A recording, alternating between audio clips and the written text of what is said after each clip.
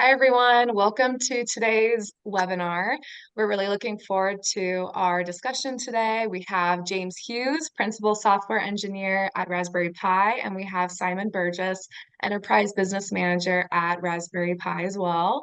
And we have our very own Rich Severson, VP of Solutions Engineering here at Stratodesk. A few quick items before we get started. We're recording today's presentation, so we'll make sure that you get a recording afterwards, as well as more information about Raspberry Pi and Stratodesk. We'll include some links in our follow-up email. We have a lot of great information for you today. We'll try to wrap up around the 45-minute mark so that we have plenty of time for Q&A. We have a chat and we have a Q&A box at the bottom of your screen. You can enter in questions in both places, though I will say the Q&A box is a little bit easier as we're, sorting through questions and which ones to answer. But we will look at both and try to get to all of them. If we don't get to you, don't worry. We'll make sure we follow up after the webinar. But I think we want to answer as many as we can. So feel free to enter them throughout the webinar and then we'll answer them at the end. All right, I think we'll get started. Go ahead, Simon, take us away. Great, thanks, Danielle, and hello everyone. Good afternoon and good morning. I appreciate we've got people in various different time zones. I'm Simon Burgess, and as Danielle said, I'm an enterprise business manager at Raspberry Pi, and I sit in the commercial team. I've also got James Hughes with me in the applications team, and James and the team there provide pre-sales and post-sales support, so advice, guidance, and technical support. And we're really delighted to be able to speak to you, and we'll be delighted as well to follow up afterwards if there's anything that we need to follow up on. James and I are sitting in separate offices or separate meeting rooms within the same office. We're sitting in our head office in Cambridge in the UK, where Raspberry Pi's HQ is and has been since we set up as a company. So who are we? Who is Raspberry Pi? Originally, we were set up to bring affordable computing to the masses, as we say, with a low-cost computer, which was adopted originally for educational purposes and adopted by enthusiasts and engineers. And we're sort of very, very well known for this low-cost computing experience. However, although we're known for enthusiasts, engineers, hobbyists, in fact, last year, over 70% of our products were sold into what we call industrial customers, so business customers. So there is a big proportion of our technology being used by businesses, which not everyone knows about. So what do we do? In addition to the single board computer, the SBC that we're very well known for, so the Pi 1, 2, 3, 4, and now 5, which we'll be talking about in detail here, and also a full range of quality accessories. We've also now got our own in-house designed silicon, which sort of takes the signature of the other products that we've got, offering value, high performance, low cost, and ease of use to the microcontroller space, which is becoming an increasingly important area for us. And as we move through over time, we'll continue to focus and our investment in there, as well as our other sort of hero products that we're known about. And so in terms of the single board computer, it was introduced in 2012 as a $35 computer, and to this day we still offer a $35 computer. So James, if you could just move to the next slide, that'd be good. So Pi 1 was launched in 2012. $35, as I said, as the entry point to provide accessible computing to as many people as possible. And we still manufacture the Pi 1, believe it or not, for specific customer applications. And we're proud of that. And we're also proud of the fact that we have some very long end of life life cycles around our technologies. So, for example, the Pi 4 is available until at least January 2031. And as I said, the Pi 1 we are still manufacturing for, in low volumes, admittedly, but for certain customers. And the Pi 3 as well is also still a big seller of ours. But we are proud of the fact that we do have this sort of longevity of support. So just in terms of the Pi 5, James is going to go into a lot more detail in a second, but the Pi 5 was launched in October 2023. It's 2 to 3 times faster than the Pi 4, contains some of the silicon I spoke about that's designed in-house at Raspberry Pi, and it will be available until at least January 2035. And these are all documented. You go to our website and each of the products have got the end-of-life details there. So once again, we feel that's very important for business customers, and we get really good feedback about that. So in terms of I think the next slide, if you would, James, that's great. So why do customers and why do people buy Raspberry Pi? It is ideal for industrial applications, and the fact that we haven't gone out and targeted different markets, but the markets have come to us, they've looked at it and said, well, actually, Raspberry Pi, you've got something really, really good that works for us. And we're being told because it's got no moving parts, it's reliable, it's very robust, and it has a longer life than a PC. And you'll see some of the details in a minute that the Pi 5 is what I would class as a sort of as a true PC. And the applications that I've tested on it, it really just sits it sits right there with a traditional PC. It's very cost effective. Entry point $35 on the Pi 4. The Pi 5, admittedly, it is more, but it's not a lot more. So it's a very, very cost effective solution. Energy efficient as well. We get lots of feedback of the fact that if customers are rolling out multiple devices in the hundreds or the thousands, the fact that we're very low energy really helps with energy bills, as well as sort of the contribution to the environment as well, which is obviously very important for most businesses. We have dual 4K monitor support on the Pi 4 and 5, and that was introduced on the Pi 4 from feedback from lots of customers, especially in the thin client space. So we sort of listened and we built that into the Pi 4, and we continue that with the Pi 5. Enterprise grade security with the really provided by a fantastic ecosystem of partners that we've got building solutions such as Stratodesk around the hardware, and it truly is an enterprise class of equipment if combined with our sort of partners softwares and solution. We also have strong brand recognition. People like Raspberry Pi. They like what we've done over the last 12 years, and we have a big community that gives us feedback, and we get very positive feedback as well, and that's great. So if there's anyone in the audience there that has been following us, I'd just like to say thank you now. And also we're certified in 50 plus countries, and that's no mean feat actually.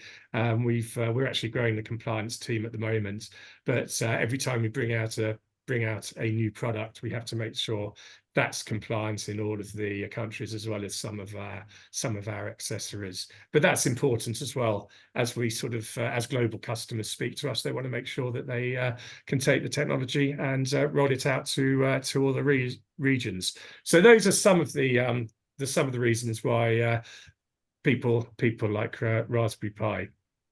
So I think that's actually it from me for the introduction. Thank you very much. And now I will pass on to James for a deeper dive into the Pi 5 technology. Fantastic. Thanks, Simon. I think I probably ought to explain why I'm in a separate office. I have a terrible cold. So if I start coughing uncontrollably during this webinar, I apologize in advance. I do have a glass of water here ready to go just in case. I appreciate that, James, as well. Thank you. Yes, there's the cough I was planning. Right, so the Raspberry Pi 5, I'm going to go through some of the hardware specs, where all bits are sitting on the board, and that sort of thing. It's a quad-core ARM device. They're A76 cores. They're running a lot faster than they did on the Pi 4. They're running at 2.4 gig. We currently have both a 4 and an 8 gig versions. If you look carefully at the PCB, you'll see there is a slot on there that identifies how much memory there is on the Pi 5. It's a little resistor. You can just see it in the picture there between the two black chips. We just put a resistor in an area that says 1, 2, 4, or 8. So that gives you a bit of giveaway that there will be some 1 and 2 gigabyte versions coming on later on. They're not out yet. I think they're probably going to come out this year, hopefully. So what else do we have? We have 2 USB 3 and 2 USB 2 ports on the device. Now, these are distinct controllers. So there are 2 dedicated USB controllers on the device. Each one can do USB and USB 2 and USB 3. That means you've got the bandwidth of 2 completely separate controllers, which is a big improvement over the Pi 4 and earlier devices. One of the big changes with the Pi 5 is we now have a PCIe connector. This was only ever available on the compute modules in the past. This means you can attach things like NVMe drives, any sort of PCI-based things. It's actually a single lane generation 2 interface, which is not ridiculously fast. We can bump it to generation 3 PCIe. The problem with that is we don't quite qualify for some jitter on the clocks on that. For the geekier people who are listening want to know about that. It's a jitter thing, but actually most devices do work at generation 3, which gives you a much higher bandwidth over there. We now have 2 4K P60 HDMI ports. As Simon said, we do have 4K on the earlier Pi 4, but that was 4K P30 on both ports if you were using both of them. So that's a big improvement there. We now have 2 DSI and 2 CSI ports. Now, the CSI ports are for cameras, and the DSI ports are for displays, LCD panels. So now we have 2 on there of each of those. You can't have 4 altogether. They're dual purpose interfaces. You can see there are 2 connectors on the board. I'll show a bit in a diagram later. But you can have 1 DSI, 1 CSI, or 2 CSIs, or 2 DSIs. Gigabit Ethernet, obviously, this sort of speed is very important nowadays. One big change over the earlier models, we now use a PD or USB power supply. You don't have to use a PD. PD stands for power delivery. It's part of the USB specification.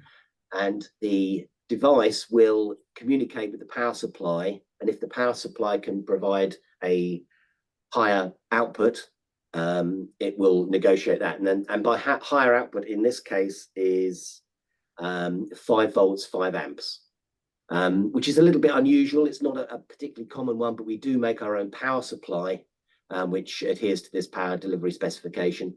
And that means that you can plug in higher capacity USB devices when you're running the higher capacity power supply. So that's the sort of headline specifications. There are a few other bits and pieces that are relatively new to us. We've put a power button on. A lot of people have been asking for the last 12 years, why hasn't it got a power button? Well, now it does. It's taken a long time coming. It's actually required a modification or a custom power management interface chip or power management chip on the device, a PMIC. This provides this sort of facility. It also provides this real-time clock. We now have a real-time clock on the device. No previous Pi has had a real-time clock built in. It does require a cell battery that you can plug in to run it, but there's a real-time clock built into the PMIC. And that gives you things like you can wake the device up if it's in a sleep mode. You can wake it up on a timer. So if you're looking for the ability to drop the thing down to an idle mode, really reduce its power requirements, and then wake it up at a later date, then that's what gives you that. We have a UART port on the device. This is new to us as well. We have a specification that we've used on our microcontroller development boards, and we also use it now on the Pi 5.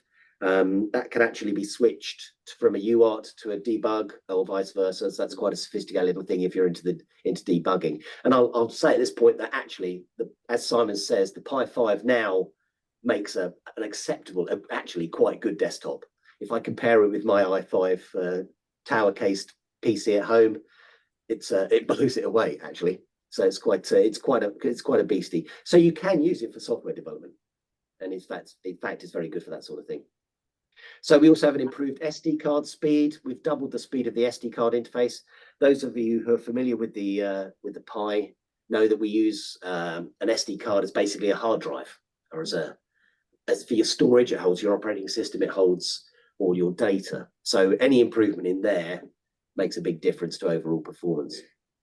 Another thing that was asked for quite a lot on previous models was crypto extensions.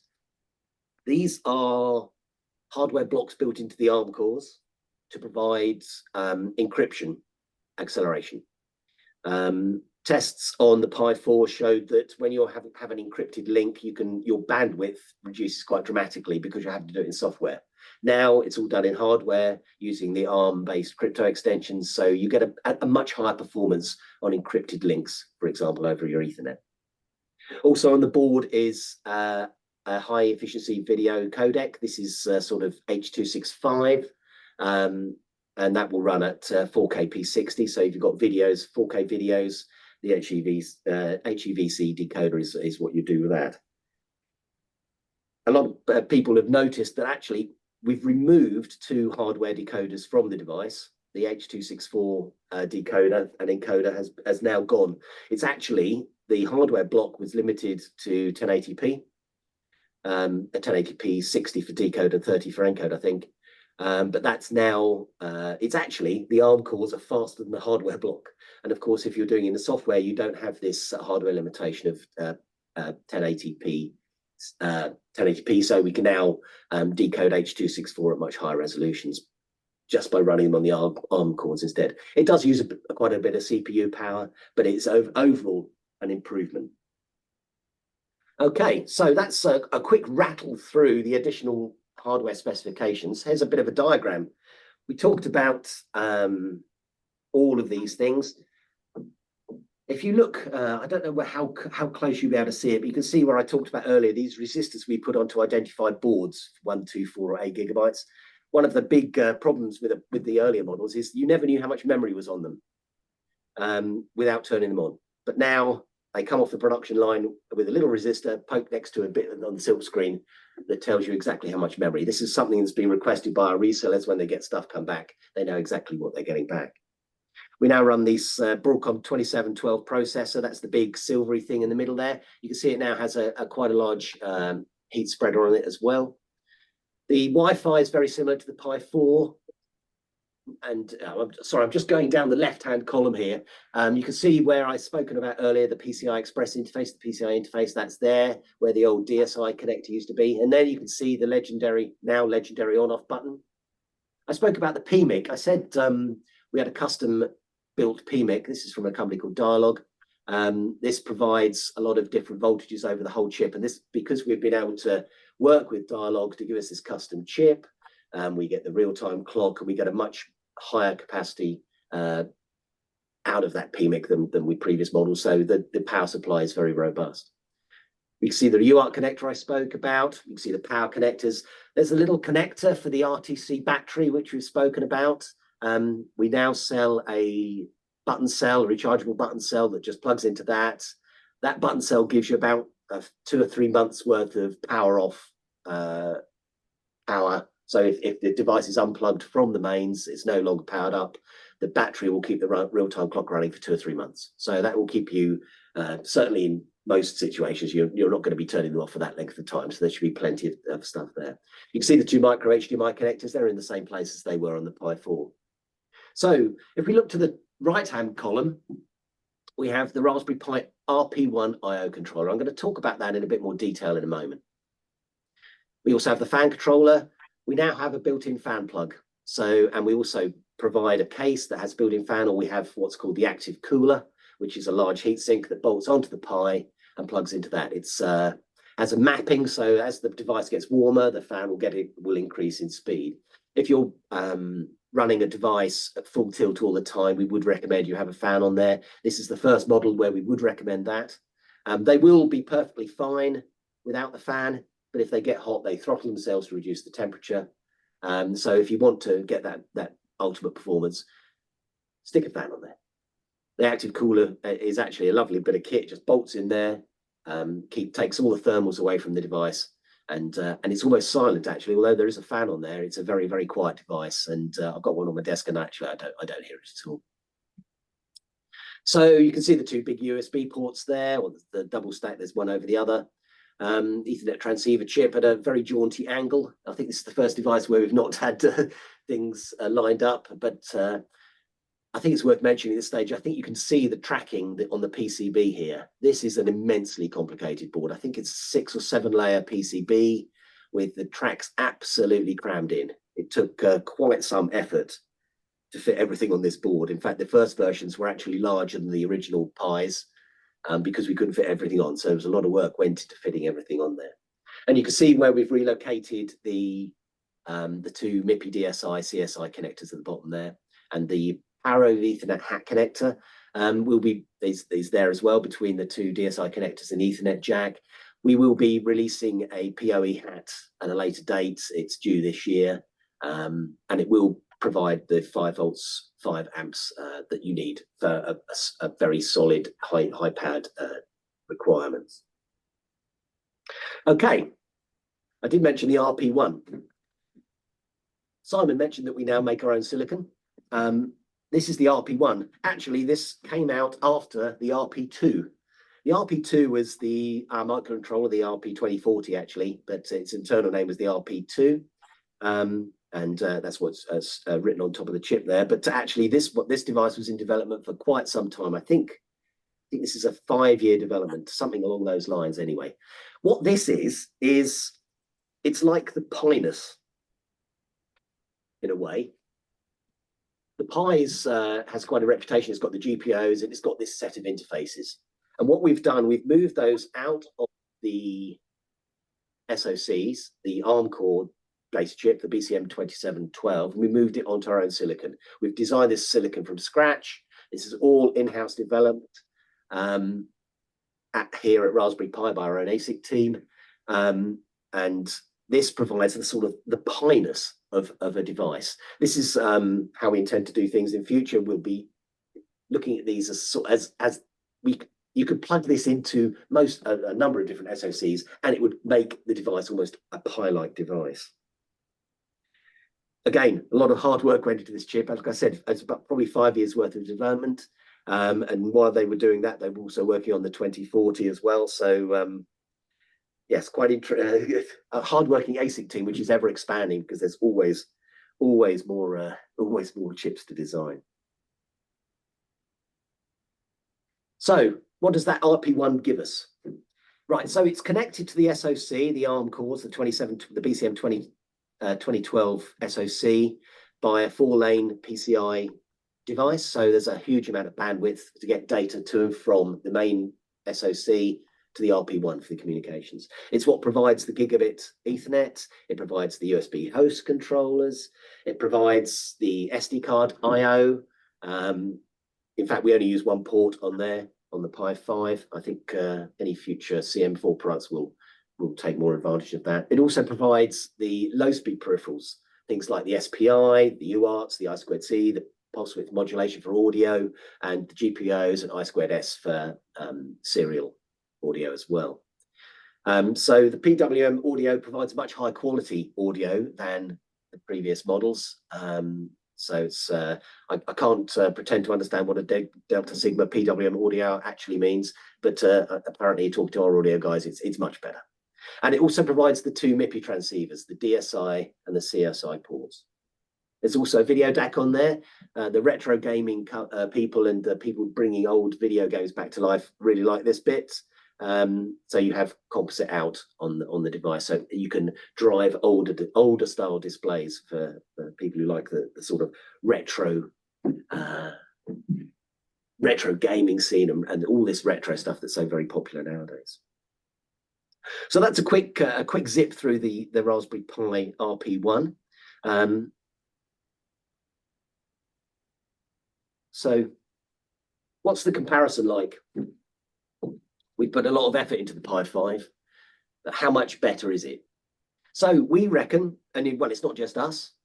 We've had independent people commenting and running tests, and we think on average, for an average workload, you get about 2.5 times the raw CPU performance, which is quite a hike. If you imagine the A72s on the Pi 4 were running 1.8 gig, the A76s on the Pi 5 are running at 2.4, that's not a 2.5 times increase in speed. So we're getting a lot of extra performance, but not with a great hike in processor speed. And this is achieved by a number of different ways of doing this. The A76 cores are more efficient. They can do more work for a given clock cycle than the A72, so you get a certain boost in performance there. But we also have faster memory controllers. We have larger caches, memory caches. As it says here, we have 512K per core level 2 caches, but also now an additional 2 megabytes level 3 cache. This all makes performance absolutely fly. We have a new video core 7 core. This is on the ARM-based 2712 SoC. So that's improved the video performance by about the 3D performance by about 2.5 times. As I mentioned earlier, the HDMI block has been improved such that we now get double the speed. And if you imagine the amount of data that an HDMI block is actually stuffing out of its lines, this is all helped by the fact that we have this much faster memory control system, memory bus system, which means we get a lot more performance out, which means we can do these sort of things. I spoke about the dedicated controller per port. That gives you effectively a lot more bandwidth. You've got 2 full-speed USB devices now. SD card bandwidth on average, actually, I think I've typed that in wrong. That should be double, not 2.5. It's 2 times the SD card bandwidth. We've moved to SD 104, I think it is. So that gives us actually literally twice the bandwidth. It runs twice as fast. So for those people who are using SD cards for storage, that gives you a lot more performance. But if you really want lots of data storage performance, you want this next thing here. The PCI connector on the end, which we pointed out, that allows you to use NVMe drives. These are SSDs, which you can plug in via M.2 hats. I've got one on, we will be releasing our own M2 hats quite soon, I believe, but there are also a couple of third-party devices out there already. And I've seen the performance figures, and compared with SD card, which is, let's say, 104, as you see here, 104 megabytes per second, these NVMe drives are getting between 700-800 megabytes per second. So we're talking 7 to 8 times faster data storage from read, and probably 3 to 4 times faster when you're writing, which is a massive difference.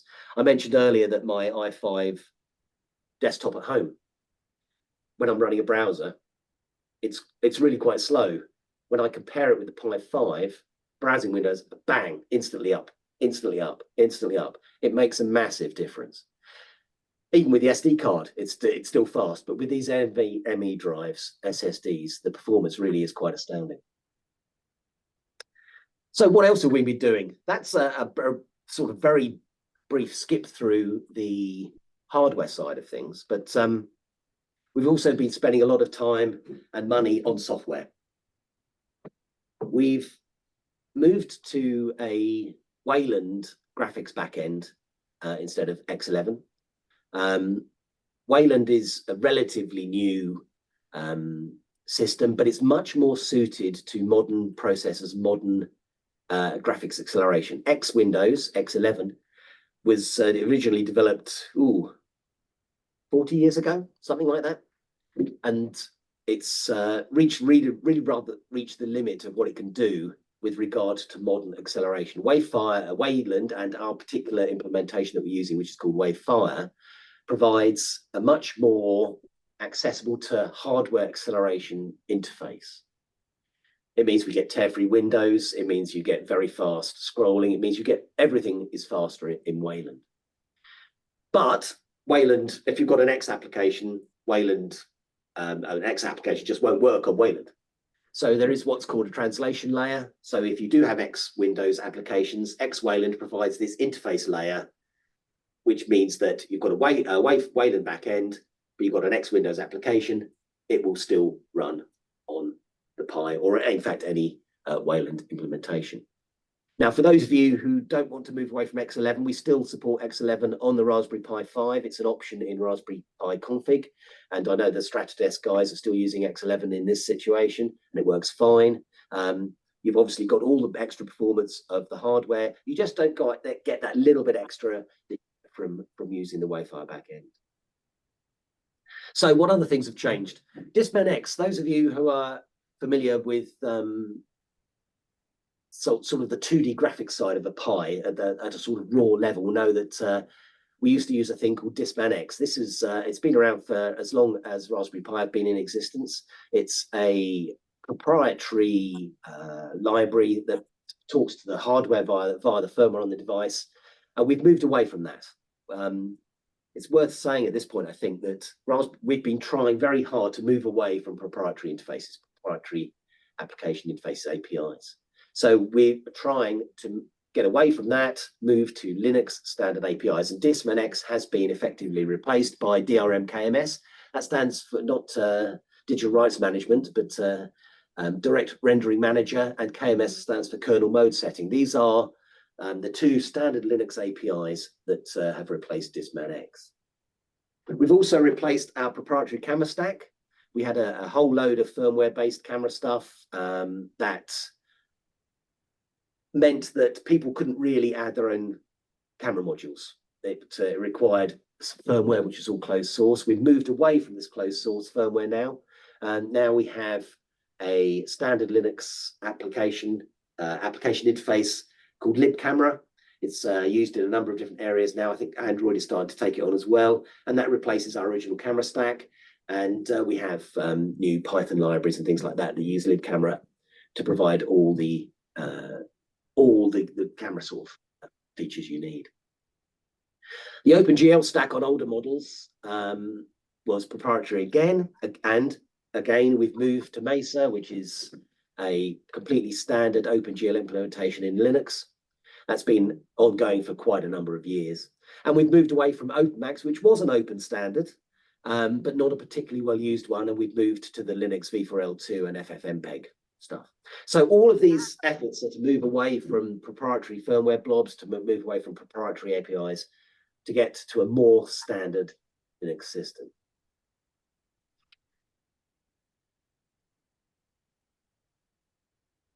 So I have rattled through it. I haven't been keeping an eye on the time, so I've no idea whether I've used up all my time allocation yet. So the Raspberry Pi 5, we'll talk about availability. A lot of people struggled over the silicon supply issues. A lot of you will know that getting silicon was very difficult over the last 2 years, and it affected us quite heavily. And we had to prioritize industrial customers to keep them in business. So the home users were a bit given a bit short shrift, shall we say. So the Pi 5 initial availability, from October last year to this year, was ring-fenced for home users. Industrial users were able to buy single items for prototyping and assessment, but now we have got rid of the backlog. Simon will say whether it's completely gone or not, but now the Pi 5 should be available for anybody to use. We're making a lot of them. We're making 90,000 per week at the moment. So the industrial side of things, the commercial side, can start looking into these, into the Pi 5 for future products, really. Simon is the expert on these things. So if you've got any questions on the availability side, you can ask him afterwards. Yeah, more than happy to help on that. So thanks, James. So what have I spoken about in summary? So it's just much faster than the Pi 4. I think when you consider the Pi 4 was 30 or 40 times faster than the original Pi 1, it gives you an idea that we're now sort of 60 to 70 times faster than the original Pi 1, perhaps even more. So that's pretty impressive in itself.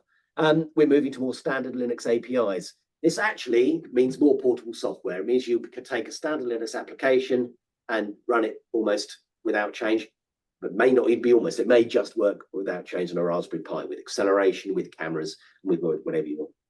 We have Wayland, which is providing a faster graphics backend and a faster desktop. And I didn't say this before, but actually the Wayland stuff also works on the Raspberry Pi 4 and improves the performance of that device as well.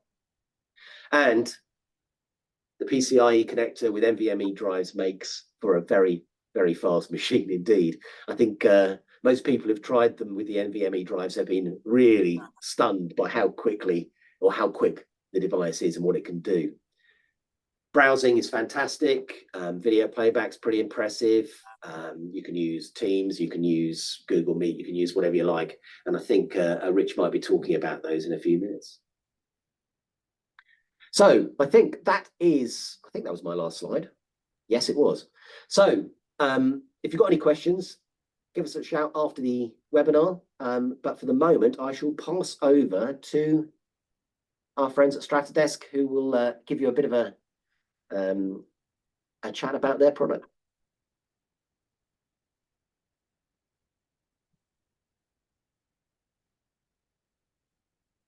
Have I successfully unshared? Yes, I have. Yep, there we go. All right. Hopefully everything's in line. Thanks, James. Thanks, Simon. Just confirming you guys can see my screen now, right? Yep.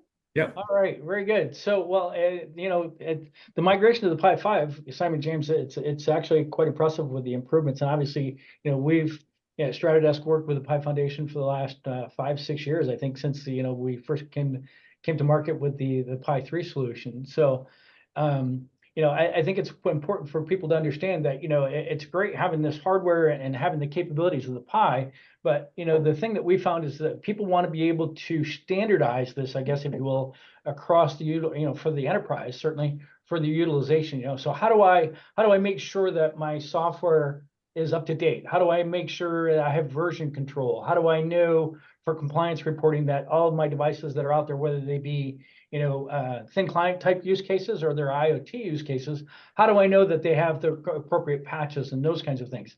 And that's where the relationship and the alliance between Stratodesk and the Pi Foundation becomes really important, is the fact that we can bring our enterprise software and enterprise management capabilities to the Pi hardware, and it gives users and administrators the ability to do that. So it's really important, to be able to have a consistent software. So that's kind of, what Stratodesk is, right? If you think about it, we have NoTouch OS, which is the operating system that we can run on the Raspberry Pis. Obviously, we can run on x86 and x64 devices as well. But being able to do that on, traditional hardware as well as the Raspberry Pi, and have the same version controls across those different hardware aspects and across the organization is really important. And we do that with NoTouch Center. So once you get the NoTouch operating system out there on those endpoints, again, whether they be VDI type thin clients, whether they be IoT type devices, or just the Raspberry Pis for digital signage, those types of things, to be able to have consistency of software management and controls across the environment is where the what Stratodesk brings to the Raspberry Pi, I guess, if you will. So, and obviously those are things that are important. So, we've talked about the VDI use case and the thin client use case, endlessly. I think not today, but I mean, a lot of people are aware of it. So the thing that I do want to address is unified communications in the thin client use case. That's still going to be able to be supported today with the Pi 5s. We know that the client connectors such as Horizon, such as Citrix, those things all work today via the web client connectors. And actually, we've tested Google Meet using web. We've tested Zoom web. Those all work well. In regards to the native clients for those different VDI connectors, as the alliance partners continue to develop those, or those get developed, we'll be able to support them as well. But again, right now, most of those all support web type connections, and those all work. But the thing that I wanted to make sure that we stress here is the fact that you can use Stratodesk OS with the Raspberry Pis and IoT utilization, right? So there are organizations out there that have manufacturing and process controls that are using the Raspberry Pis, and they may have, you know, one-off applications or those kinds of things where they don't necessarily have the visibility to ensure all of those devices are running the same versions. They're up to date. They have security patches applied. And so being able to put NoTouch OS on the Raspberry Pi in those use cases and bring those into NoTouch Center gives you the same level of control of quote unquote an IoT type device or a Raspberry Pi in IoT mode that you would have across your enterprise desktop. So it's really an awesome, incredible solution that a lot of people go, hey, we didn't realize that we can actually marry the two together. So it's really important that people understand that. So I think that's really, you know, from a Stratodesk perspective, all what we wanted to talk about. Obviously, we just wanted to bring to light the Pi 5, the announcement that you guys have made, and let everybody know that, you know, with Stratodesk, we actually do support the Pi 5s today. The software is available via the customer portal, so you can log in, download the Pi 5 images. Just make sure that you pay attention to which images that you're grabbing. And certainly those of you that don't have Stratodesk today, you can actually go to the form and fill out, and you can actually get access to the free trial and download software today to be able to go ahead and start testing with those devices. And then following up, Danielle, I'll let you wrap up, but thank you very much. Here's obviously some contact information, so if you have any questions, we're here to help. Simon and James, it's been awesome to speak with you guys again, and look forward to doing this again in the future. Danielle, it's all you. Yeah, great. Thanks, Rich. Hey, Rich, I do see some questions in both the Q&A and the chat. We still have time to go through a few of those, right? Yeah, let me get to where I can see those again. So bear with me a moment. We do have a lot of questions, so some of these we might need to reach out to you individually. But I think, you know, we have time for maybe one or two that. All right. Is there any for James while I'm resizing Windows here so I can see the chat and the Q&A?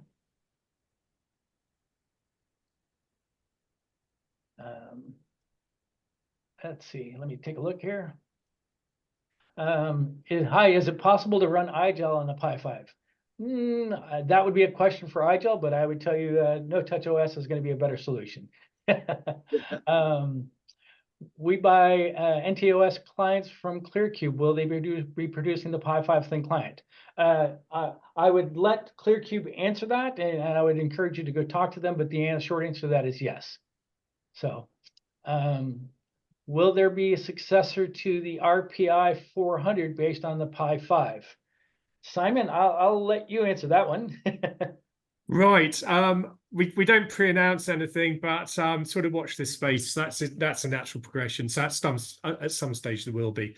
It's not in the sort of immediate future. Towards the end of the year, I would have thought, but sort of don't hold me to that. But yeah, we're looking forward to having something like that. It's going to be brilliant. Somebody mentioned they're actually watching the webinar on a Pi 5 now. Well, I saw that. That's great. Thank you. Actually, well, and along that same line, it's important that these things get tested. And a lot of people ask us and ask me specifically about the unified communications pieces. And when it comes to unified communications, it's always, I don't want to say an ambiguous answer, but I mean everybody's experience is going to be different. So it's important to understand. Depends on what client you're using, what the environment is. Are you talking about work from home? Are you talking about work from home in high latency environments? So it's always important to test those use cases. But again, from my experiences so far with the Pi 5 using the web clients, those communication platforms have worked. Now, is that going to give you the seamless optimizations with the VDI clients? Again, we can't answer that today. That's going to be up to the VDI client, native VDI client developers. But I would say stay tuned and let's see what happens. So somebody asked, can I run Horizon? Yeah, you can run Horizon from a web client. The native Horizon client is not available yet. So, and that would be a question for VMware. Let's see. do not have any Stratodesk devices, are there options for trial device? So regarding trial devices, certainly you can talk to Simon and James about getting hardware devices. And then obviously you'll be able to get the Stratodesk downloads. And then you can use our utilities to create the image to put on the SD card and then be able to boot the devices and run Stratodesk. Is there, I think, let's see, likely free RDP issue. Oh, somebody's posting. Okay. Yeah, when it, like I said, when it comes to the VDI client connectors, right, it's going to be an evolving thing, right? Obviously, from the software vendor's perspective, I don't want to overstate or misspeak, but I mean, we got the Pi hardware, James, I want to say what, early, or Simon, we got it early Q1, so it's just getting the hardware out and getting the software available. Yeah, and it's probably fair just to add on to that. I mean, we'll give the vendors whatever support they need, because we'd love to get sort of their software on our platform. But yeah, there are a number of customers that have got the or partners that have got the hardware in their hands, and they're really just looking at what they can do with it and what they need to do from a development point of view. Yep. So Danielle, I think that was the questions that I saw. Did I miss any? I do think. Let's see. So all right, well, we're at the 47-minute mark anyway, so I think we're pretty good. I'd like to follow up and again say, James, Simon, again, awesome talking to you guys as always. Everybody that's participated and those that are going to be getting the downloaded recording, thank you for taking the time to listen to us, and look forward to doing business in the future. Thank you. Thank you. Yes, thank you. To everyone that had a question that maybe we didn't answer live, we will reach out with an answer. So, don't worry there. And we will send out the recording and any additional information after the webinar. So thank you, everyone. Thanks, everybody. Have a great day. Thank you. Bye.